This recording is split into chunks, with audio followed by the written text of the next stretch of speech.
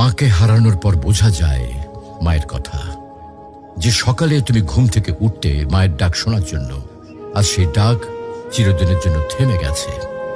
যে হাতে তোমার জন্য খাবার বানাতেন, ভালোবাসা দিয়ে মাথায় হাত বুলিয়ে দিতেন, আজ সেই হাত মাটির নিচে।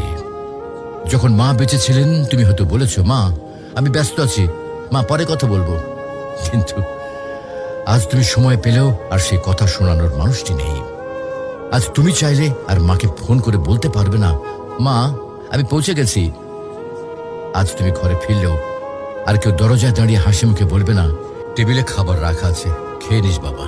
মাকে হারানোর পর বোঝা যায় তিনি শুধু একজন মা ছিলেন না, তিনি ছিলেন ঘরের আলো, জীবনের দোয়া আর হৃদয়ের শান্তি।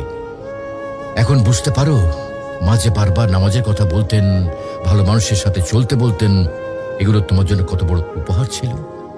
প্রিয় ভাই বোন, মাকে হারিয়ে আফসোস করার আগে কদর করো। মায়ের হাতে চুমো দাও, তার জন্য দোয়া করো, তাকে জড়িয়ে ধরো যতদিন তিনি আছেন।